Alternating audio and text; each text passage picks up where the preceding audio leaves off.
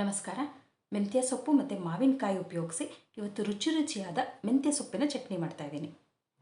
ಖಾರವಾಗಿ ಹುಳಿಯಾಗಿರುತ್ತೆ ಈ ಚಟ್ನಿ. ನಾನು ಈ ಚಟ್ನಿನ ದೋಸೆ ಮೇಲೆ ಸವರಿ ಚಟ್ನಿ ದೋಸೆ ಮಾಡಿದ್ದೀನಿ. ಒಂದು ಸಲ ಖಂಡಿತ ಮಾಡಲೇಬೇಕಾದಂಥ ಚಟ್ನಿ ಇದು. ಒಂದು ಸಲ ಮಾಡಿದ್ರೆ ಖಂಡಿತ ಮತ್ತೆ ಮತ್ತೆ ಮಾಡ್ತೀರಾ.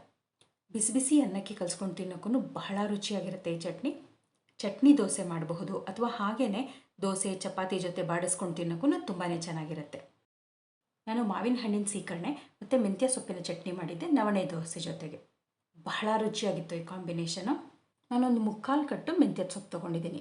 ಮೆಂತ್ಯದ ಸೊಪ್ಪನ್ನು ಬಿಡಿಸ್ಕೊಂಡು ತೊಳೆದಿಟ್ಕೊಳ್ತೀನಿ. ಈಗ ಬಾಣಲೆಗೆ 1 ಚಮಚ ಎಣ್ಣೆ ಹಾಕ್ತಾಯಿದ್ದೀನಿ. 1/4 ಚಮಚದಷ್ಟು ಜೀರಿಗೆ ಹಾಕ್ತೀನಿ. 2 ಹೆಸರು ಕರಿಬೇವು ಹಾಕ್ತೀನಿ.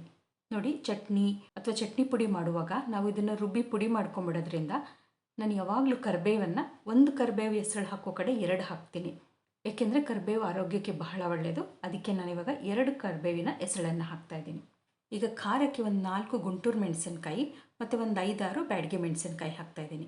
ಈಗ 1ರಿಂದ 1.5 ಚಮಚದಷ್ಟು ಹುರಿಗಡಲೆ ಹಾಕ್ತಾಯಿದ್ದೀನಿ. ಹುರಿಗಡಲೆ ಅಥವಾ ಪುಟಾಣಿ ಇದನ್ನು ಈಗಾಗಲೇ ಹುರಿದಿರ್ತಾರೆ.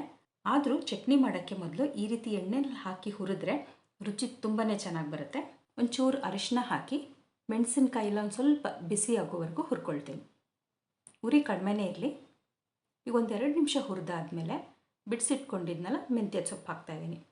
ಸೊಪ್ಪನ್ನು ನಾವು ಹೆಚ್ಚಲೇಬೇಕಂತೇನಿಲ್ಲ, ಹೇಗೂ ನಾವು ಚಟ್ನಿಗೆ ರುಬ್ತೀವಲ್ಲ ಹಾಗೆ ಹಾಕಬಹುದು. ಈಗ ನೋಡಿದ್ರೆ ಸೊಪ್ಪು ಸ್ವಲ್ಪ ಜಾಸ್ತಿ ಇದೆ ಅನಿಸುತ್ತೆ. ಬೆಂದ ಮೇಲೆ ಸೊಪ್ಪಿನ ಪ್ರಮಾಣ ಕಡಿಮೆ ಆಗಿಬಿಡುತ್ತೆ. ಈಗ ಸೊಪ್ಪನ್ನು 1-2 ನಿಮಿಷ ಬಾಡಿಸ್ಕೊಳ್ಬೇಕು. ಆಮೇಲೆ ನಾನು 1 ಕೆನ್ನೆಯಷ್ಟು ಹುಳಿ ಮಾವಿನಕಾಯಿ ತೊಗೊಂಡಿದ್ದೀನಿ. ಅದನ್ನು ಹಾಕ್ತಾಯಿದ್ದೀನಿ. ಸಣ್ಣಗೆ ಹೆಚ್ಚಿಬಿಟ್ಟು ಹಾಕಿದ್ದೀನಿ. ಈ ಚಟ್ನಿ ರುಚಿ ಮಾಡೋದೇ ಈ ಹುಳಿ ಮಾವಿನಕಾಯಿ. ಇದರಿಂದ ಒಳ್ಳೆ ರುಚಿ ಬರುತ್ತೆ. ನೀವು ಯಾವ ಮಾವಿನಕಾಯಿ ಬೇಕಾದರೂ ಹಾಕ್ಬೋದು. ಗಿಣಿಮೂತಿ ಮಾವಿನಕಾಯಿ ಅಥವಾ ತುಂಬ ಹುಳಿ ಮಾವಿನಕಾಯಿ ನೋಡ್ಕೊಂಡು ಪ್ರಮಾಣ ಹೆಚ್ಚು ಕಡಿಮೆ ಮಾಡ್ಕೊಳ್ಳಿ. ಇದನ್ನು 1-2 ನಿಮಿಷ ಕೈ ಆಡಿಸ್ಬಿಟ್ಟು ಮುಚ್ಚಿಟ್ಟು ಬೇಯಿಸ್ತೀನಿ. ಬೇಕಾದರೆ ಮಾವಿನಕಾಯಿ ಹೋಳುಗಳನ್ನು ರುಬ್ಬಕ್ಕೆ ಬೇಕಾದರೂ ಹಾಕ್ಬೋದು. ಅಂದರೆ ಇವಾಗ ಹೀಗೆ ಬೇಯಿಸ್ಕೊಳ್ದೇ ಡೈರೆಕ್ಟಾಗಿ ರುಬ್ಬಕ್ಕೆ ಹಾಕಬಹುದು. ನೀವು ಈ ಚಟ್ನಿನ ಮಾವಿನಕಾಯಿ ಕಾಲ ಅಲ್ಲದೆ ಬೇರೆ ಟೈಮ್ನಲ್ಲಿ ಮಾಡೋದಾದರೆ ಮಾವಿನಕಾಯಿ ಬದಲಾಗಿ ಹುಣಸೆ ಹಣ್ಣನ್ನು ಹಾಕ್ಬೋದು. ಉಳಿದೆಲ್ಲ ಪದಾರ್ಥಗಳು ಇದೇ ಇರಲಿ. ಈಗ ಬೆಂದಿದೆಯಾ ಅಂತ ಒಂದು ಸಲ ನೋಡಿ.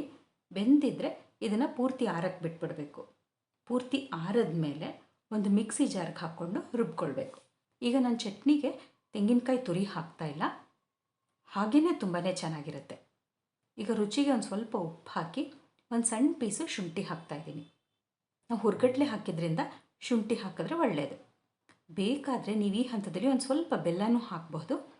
ನಾನು ಚಟ್ನಿ ಖಾರವಾಗಿರಲಿ ಅಂತ ಬೆಲ್ಲ ಹಾಕ್ತಾಯಿಲ್ಲ. ಸ್ವಲ್ಪ ನೀರು ಹಾಕಿಬಿಟ್ಟು ಚಟ್ನಿನ ರುಬ್ಕೊಳ್ತೀನಿ. ಈಗ ಚಟ್ನಿ ಆಗಿದೆ. ಇದಕ್ಕೆ ಮೇಲೊಂದು ಒಗ್ಗರಣೆ ಹಾಕಬೇಕು. ನಾನು 1 ಚಮಚ ಎಣ್ಣೆ ಹಾಕಿ ಸಾಸಿವೆ ಹಾಕ್ತಾಯಿದ್ದೀನಿ.